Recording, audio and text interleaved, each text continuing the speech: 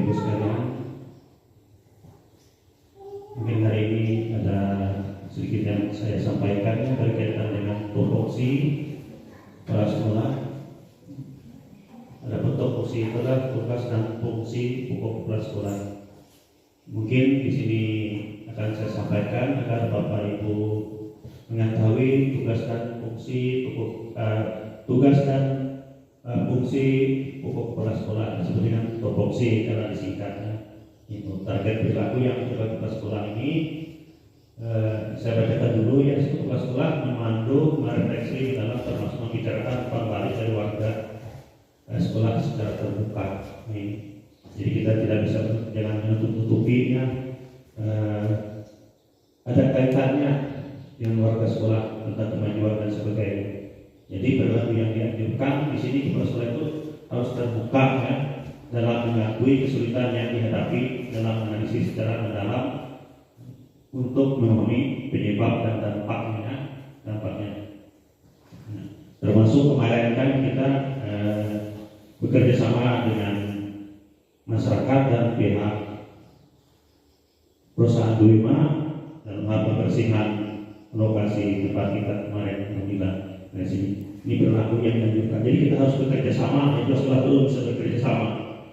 Tidak bisa menutup-tutupi ya, untuk hal lebih baik ke depan. Melakukan refleksi secara jujur dan objektif tanpa menyalahkan atau membuat justifikasi yang tidak perlu. Jadi kita secara jujur ya, kalau itu benar dan jujur. Masuk juga kemarin kan berkaitan dengan P3K atau beberapa pihak masyarakat. Nah, secara jujur tidak menyampaikannya berkaitan apa yang masalah sekolah ini. Kemudian mencari contoh dan sebagainya. Ini secara garis besar saya bacakan ya. Masih tertutup untuk refleksi. Jadi kita harus berlaku dianjurkan. Tetapi yang tidak diperbolehkan itu ada beberapa hal yang tidak ada kelas. Yang pertama, menghindari atau menolak membahas kesulitan yang dihadapi. Jadi tidak boleh sekolah itu menolak ya, kesulitan yang dihadapi, sehingga perlu belajar dari pengalaman yang terlewatkan harus perlu. Jadi yang kemudian itu harus melakukan refleksi bersifat permukaan tanpa mengeksplorasi masalah secara lebih mendalam. Jadi bagaimana kita merefleksi ini terlalu mendalam, menyalahkan keadaan fungsi secara prasarana. Jadi kita contoh sini kan kita jangan menyalahkan sarana prasarana kita ini. Oh ini kita kurang sekali. Kita harus merasa optimis ya. Ya alhamdulillah dengan adanya kerjasama Bapak Ibu setelah kita kemarin juga sedikit mendapat apresiasi ya. Itu bukan hanya pada kelas sekolah bukan hanya manajerial. Saya berulang katakan bahwa kita itu sebuah tim ya. Tanpa kerjasama tidak mungkin sekolah kita ini bisa berjalan dengan baik. Jadi harus ada kerjasama. Dengan situ. Kepala sekolah juga menunjukkan keterlibatan warga sekolah dalam mereaksi pelaksanaan kurikulum di sini. Sebenarnya sudah kita lakukan lewat komite. Nah ini alhamdulillah komite kita ini juga apresiasi ya. Jadi menjelaskan keterlibatan warga sekolah, mudah-mudahan yang secara hasil baiknya itu warga sekolah ini terkurikulum kita. Yang pertama kurikulum yang baru ini terberikan pemahaman ya kepada mereka bagaimana itu perbedaannya antara kurikulum merdeka ini dengan kurikulum K13 kemarin. Kemudian ada pertanyaan dari beberapa warga sekolahnya, orang tua termasuk dengan wali kelasnya Bu Amelia, itu masalah nilai. Ya, kenapa ada perbedaan itu tidak ada peringkat? Mungkin bisa dijelaskan, dianjurkan dengan menghargai dan mempertimbangkan berbagai sudut pandang dari warga sekolah. Ini termasuk ya, kalau memang itu memang positif, kita harus bisa menghargai dan komunitas dan sebagainya. Ya, tetap di beberapa juga yang terhindari saya kira itu secara garis besar saya bacakan ya. Kemudian yang ketiga itu kepala sekolah menunjukkan kesediaannya melakukan adaptasi pemahaman kurikulum berdasarkan refleksi warga sekolah. Nah, perilaku yang dianjurkan di situ menunjukkan sikap terbuka dan ketersediaan untuk menerima penyesuaian konsep pelaksanaan kurikulum berdasarkan hasil refleksi. Nah, mungkin di sini kan kita maksudnya di situ kan secara terbuka atau bersedia menerima menyesuaikan konsep perseratan kurikulum yang ada sekarang. Jadi kita harus bagaimana merefleksinya, ya. Jangan sampai mungkin kurikulum itu berubah, tapi tetap itu saja yang kita lakukan. Kita harus bisa merefleksinya ke depannya sesuai dengan aturan yang telah ditentukan. Kemudian mempertimbangkan implementasinya, pembuat kurikulum itu yang meminta memasukkan analisis kelebihan dan kelemahan setiap pilihan. Mungkin itu ada segi positif dan negatifnya. Saya kira situ ya kita mempertimbangkan dari kurikulum. Menerapkan perubahan atau pembaharuan kurikulum secara bertahap dengan sistematis, ya, transisi yang mulus bagi warga sekolah. Nah, mungkin di situ ada beberapa hal perilaku yang perlu dihindarkan, menunjuki keinginan untuk menerima perubahan. Nah, itu kita tidak boleh. Yang perubahan kurikulum kita harus apapun, ya. Ya, itu sebenarnya adalah salah satu kewajiban kita. Ya, kurikulum ini diumumkan, kita harus menunjuki jangan sampai menunjuki keinginan kita tidak mau kita untuk menerima perubahan kurikulum. Sesulit apapun saya kira kalau kita memiliki kemauan kerjasama, ya, terutama di PPN itu Bapak Ibu bisa mempelajari. Jadi meskipun bukti yang menunjukkan kebutuhan untuk adaptasi itu terhadap kurikulum itu begitu menyulitkan, tapi kita jangan berlaku dengar. Ya. Kita harus bagaimana beradaptasi. Kemudian menentukan perubahan atau pembaharuan kurikulum secara terburu-buru tanpa analisis. Jadi kita harus jangan terburu-buru, kita harus menganalisis dulu kurikulum tersebut, ya, dengan perencanaan yang memadai. Ya.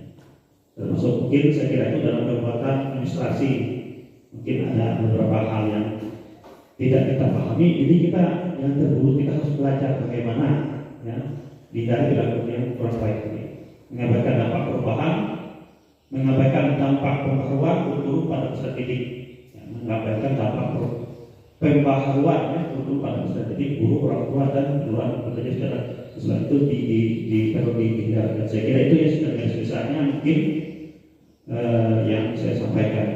Nah, ini berkaitan dengan tupoksi kelas sekolah, ya. Saya berusaha itu meningkatkan kompetensi kita. Saya melalui diklat ini kemarin itu mengikuti beberapa hal yang manajerial kelas sekolah. Jadi bagaimana seorang kelas sekolah, karena mungkin orang tidak tahu ya bahwa kelas sekolah itu sebenarnya perlu pemahamannya. Ya, kalau dalam kata teman saya kemarin itu kelas sekolah itu tidak ada ilmunya, Pak Yuda.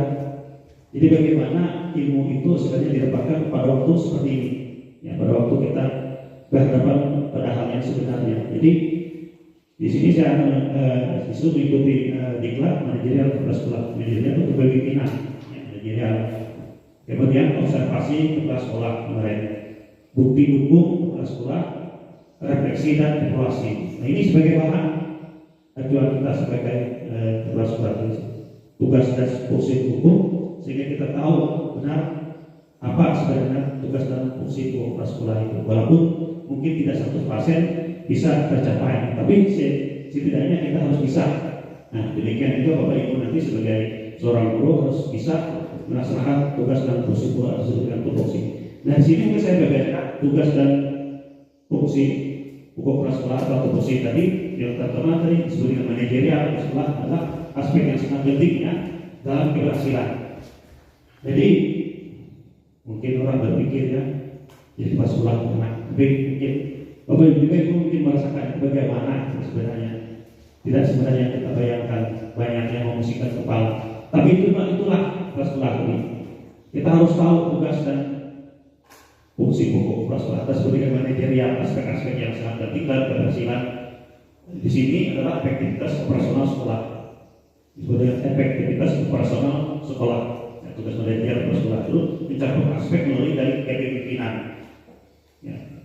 Mungkin Bapak Ibu mungkin banyak hal-hal yang selama saya sebagai kepala sekolah itu ada segi positif dan negatifnya. Ya, mohon maaf jika banyak negatifnya.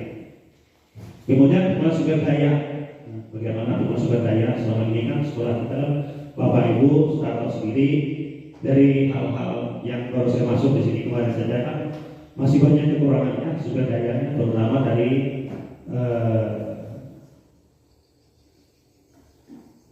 sumber daya Ya, ada sekolah di maksud saya itu kan sudah kurang. Alhamdulillah sekarang sudah sedikit demi sedikit ya, kita perbaiki.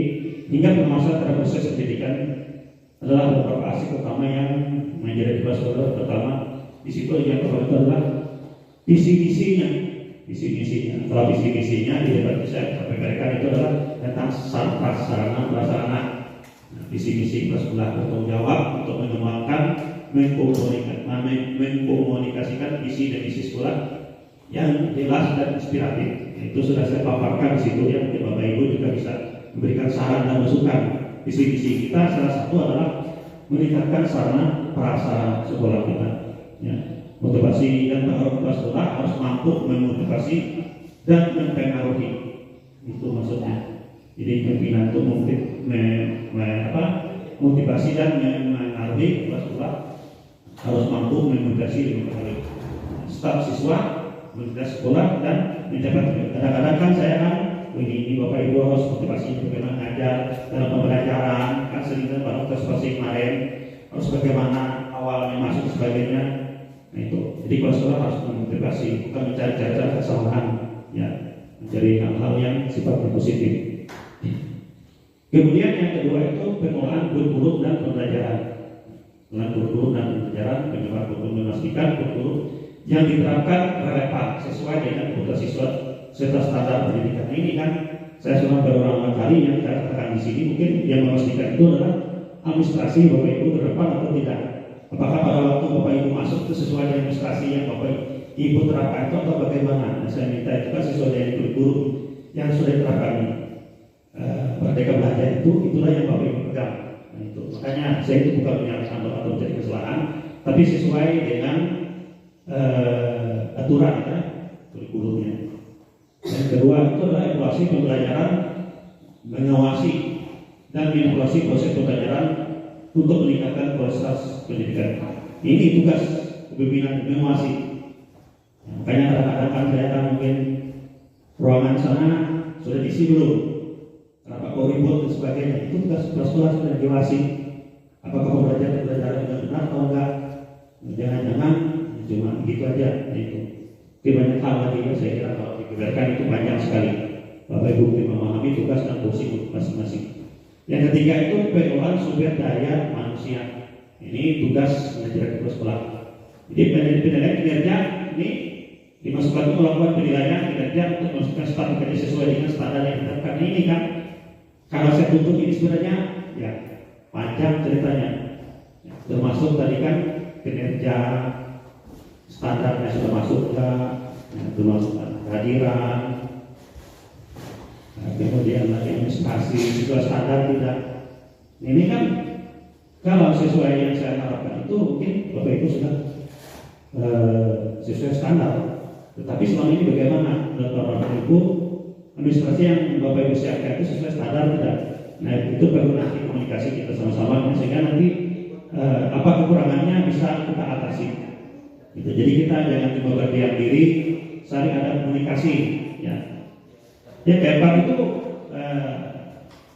pengelolaan sumber daya keuangan dan fasilitas. Termasuk ini manajerial ya, anggaran dan keuangan. Tugas menyusun dan mengelola anggaran secara efektif untuk memastikan penggunaan dana yang efisien. Itu termasuk tadi penggunaan ARKAS kan. Memang itu tugas bendahara untuk ARKAS itu sesuai, bukan dibuat itu sesuai dengan kebutuhan kita. Ya, mulai terinci dari biaya dan sebagainya. Jadi bukan hanya diperhatikan itu, saya harus terinci mulai ARKAS. Itu anggaran keuangan. Nyusunnya secara efektif, memastikan penggunaan dana secara efisien. Kemudian pemeliharaan fasilitas. Nah, ini kan dengan fasilitas ini kan Bapak Ibu lihat sendiri, memastikan proses sekolah dalam kondisi baik dan mendukung proses pembelajaran. Ini saya bertingkatkan terus karena kita ini kan kekurangan sarana prasarana karena masih minim. Ini salah satu visi-visi saya memastikan fasilitas sekolah kita ini ya, sedikit demi sedikit lebih baik lagi di tahun demi tahun. Memastikan. Yang kelima, mengembangkan sekolah dan inovasi. Kita harus berinovasi. Ya. Jadi kita harus bagaimana mengembangkan perencanaan strategisnya, membuat rencana strategis termasuk jangka panjang. Jadi termasuk ini kan ide saya tadi menanam pohon, penghijauan, nanti kan kemudian salah satunya tari, UPK-nya tari nanti itu kita buat tari itu semua pakaiannya sudah siapkan, sehingga nanti Bapak Ibu saling bekerjasama, ya salah satu itu perencanaan yang strategis apa saja nanti mungkin Bapak Ibu bisa menyampaikan kepada kepala sekolah ya ide-ide ini yang perlu dibangun ya dari Bapak Ibu sekalian. Inovasi juga termasuk ya mendorong inovasi dalam metode pembelajaran, pengajaran menggunakan teknologi dan pendekatan berbeda. Tadi kan saya sampaikan Bapak Ibu bisa menggunakan LCD ini untuk bagaimana inovasinya, ya. Bagaimana dengan inovasi lingkungan juga bisa, ya. Kita jangan berpegang oh tidak ada ini kita langsung pesimis, kita harus optimis ya dalam mendorong inovasi metode pengajaran. Ya. Jangan hanya menggunakan pembelajaran di depan itu saja, tapi papan tulis ini tidak dioptimalkan, ya itu digunakan. Itu salah satu mungkinnya menggunakan inovasi. Kita harus berinovasi bagaimana metode itu, metode pengembangan teknologi juga itu sehingga pembelajaran itu bisa berjalan, ya sehingga menyenangkan siswa dalam pembelajaran. Yang keenam hubungan komunitas antara orang tua dan kemitraan mungkin di sini ya. Komunitas dari orang tua, membangun hubungan baik dengan orang tua. Nah, mungkin kita selalu nanti beberapa kali juga sudah kita ada hubungan dengan komite ya. Mungkin seterusnya nanti kita akan menjalin hubungan. Ini apa keluhan dari orang tua, termasuk tadi keluhan tentang anak-anaknya ya. Ini perlu kita lakukan komunikasi. Penyebabnya apa? Siswa itu tidak mau sekolah dan sebagainya. Jadi harus ada komunikasi. Termasuk juga pakaian ya. Pakaian kembalikan komunikasi kita sehingga nyambung, nanti tidak ada hal-hal yang beranggapan negatif. Jadi bentuk kemitraan di sini mungkin membangun kemitraan dengan komunikasi lain untuk mendukung kegiatan sekolah. Kita kan sudah membangun kemitraan termasuk dengan perusahaan KSK juga kemarin kan sudah menjalin kemitraan. Ya, itu termasuk beasiswa. Ya, kalau dengan penerima kita sudah menjalin hubungan baik dengan membangun sekolah kita ini dibantu. Kita sudah melakukan untuk kemitraan komunitas orang tua, perusahaan dan lain sebagainya. Kemudian di sini yang ketujuh itu administrasi sekolahnya, sistem informasi, mengelola data, informasi yang berkaitan dengan siswa, staf dan peserta sekolah. Kepatuhan terhadap regulasi, memastikan sekolah mematuhi semua peraturan dan kebijakan yang berlaku.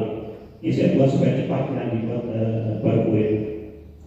Kemudian pengawasan dan evaluasi. Pengawasan dan evaluasi ini kepala sekolah bertugas monitoring dan evaluasi.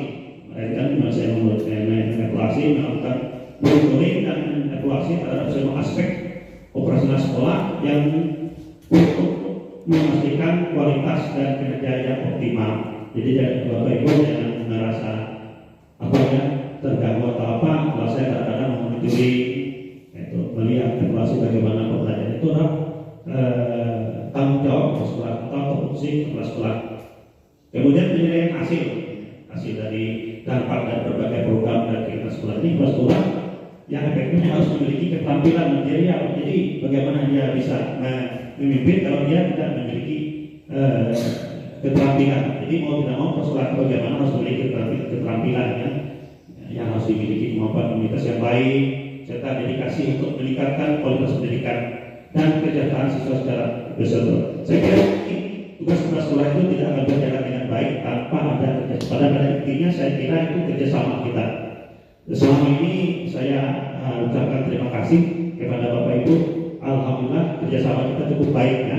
Mudah-mudahan kedepannya sekolah kita ini bisa lebih baik lagi. Saya kira itu saja yang saya sampaikan. Mungkin durasinya juga sudah ya. Saya persingkat saja itu supaya tidak begitu capek kita ya. Sudah bisa ya? Sudah. Dan saya akhiri. Selamat siang. Itu saja yang saya sampaikan mungkin.